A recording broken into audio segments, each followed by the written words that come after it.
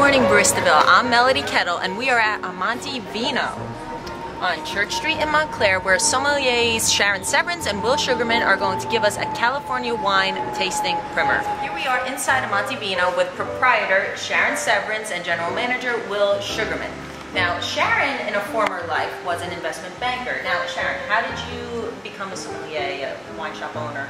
How did this happen for you? I literally signed up for a professional wine class for giggles. It was a hobby, and I was interested in learning a little bit more about my passion, about my hobby. And I finished the first class and signed up for the next and the next and the next. And after a couple of years, I started teaching wine classes nights and weekends, and I found that I really loved my night and weekend job, but my day job was a little bit less interesting at that point. So I found out about a liquor license. Whole Foods was looking to sell their Montclair license, and I started bidding on it, again just for fun. It never occurred to me that I was actually buying a liquor license. And after 4 months of negotiating, they called and said, "Congratulations, Sharon, you won." What are we tasting? So today we're going to taste a California Cabernet, which is definitely a classic example of a very culty wine these days. Show us how to pour, show us how much we should pour if we were tasting. Absolutely, so just to do a tasting pour, we just want to pour just about that much. You don't want to pour too much because then you're not going to be able to swirl the wine in the glasses. Sharon will show. You really want to swirl the glass around because you want the wine to get as much exposure to oxygen as possible to really bring out those fruit flavors. I see. Alright, so we swirl it. Oh, you're really swirling. The wine. And then you really want to spend some time smelling the wine, because you can smell a lot more than you can actually taste, and then you can use the palate to kind of confirm what you smell. Okay, so tasting is a very olfactory thing. It really is. Okay. A lot of the wine press is very focused on, is it blackberry or black cherry? That's really semantics. You don't need to get to that level of detail. Okay. Just identifying that there's black fruit in this wine is kind of sufficient. So then when you taste, when you put the wine in your mouth, and I'm going to explain it before we do it, you're going to get fruit on the tip of your tongue. Okay. You'll get acid on the sides of your tongue. So if after you taste it, you kind of feel like Pavlov's dog, your mouth is just watering like mad, then you know the wine has a lot of acidity. Okay. Tannin, which can come from oak, or it can also come from the stem and the seeds and the skin of the grapes, you get down the center of your tongue. Okay. And you can also get it on your teeth. So it's acid on the side, fruit in the front, tannin's down the middle. Okay. And then alcohol is just there. If it burns when you swallow, that's bad. Wine's not supposed to hurt. It's supposed to be pleasant. And alcohol will also add some body to the wine, so it'll feel a little bit heavier in the mouth. You go ahead and taste, and you want to actually pull some air into your mouth and swirl it around. Okay. Like giving myself the hiccups. It's like an inverted whistle. It's like in instead of out. Inverted.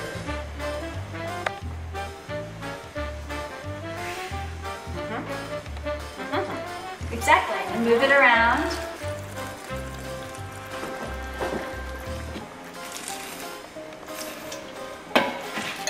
I swallow. I don't know about you. Don't pass the bucket this way. And we'd like to talk about the body of the wine in comparison to milk. So skim milk would be a light-bodied wine. A 2% milk would be kind of a medium-bodied, and a full-fat milk or even a heavy cream is full-bodied. So this would be a full-bodied wine. This seems like whole milk. Absolutely. Oh, that's a good little way to do it. See, remember that milk. Compare your wine to milk. It's good. That means you can drink it in the morning then. Exactly. You're comparing it to milk. You put it on your cereal. And you pour it. The most important thing is that wine is balanced. So what does that mean? If you pick up a glass of wine and you're smelling it, and you smell 100 different flavors, and it smells like raspberries and cherries and dark chocolate and all this, and then you taste it and it tastes like Jack Daniels, it's not a good wine because the alcohol is just too high, right? So it's really more important that all the components are balanced, and the components that we look for are, one is alcohol. You want to make sure that there is some alcohol present. Obviously, that's the heaviness. That's why we're here in the first place. Right. I guess. But it will add some body and a little bit of warmth. But too much alcohol will burn. It would burn going down. Exactly.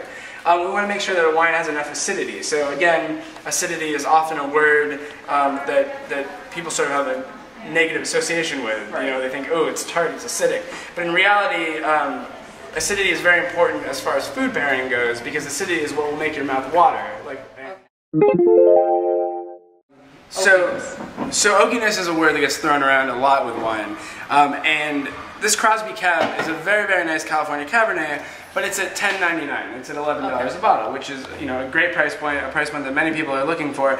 The problem with oak at that price point is that oak barrels are extremely expensive. They can be thousands of dollars a piece.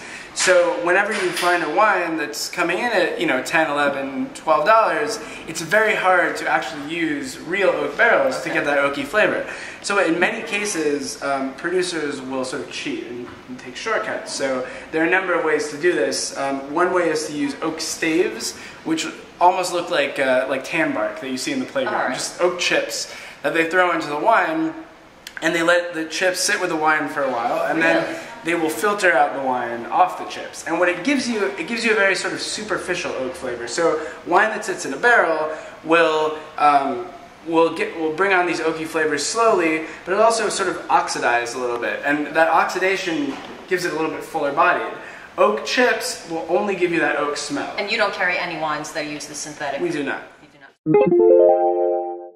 Finish. Finish is another word that gets talked about a lot with wine, and really that's how long do the flavors linger after you've swallowed. So, and really the better the wine, and it's not always the more expensive the wine, but if you're paying $80, $50, $60, $70 a bottle, you're going to want to look for a very, very long finish. So after you swallow the wine, you should still get some residual flavors that hang on at the back. Now, with a less expensive wine, you do want to have some finish, but you wouldn't expect it to be as long.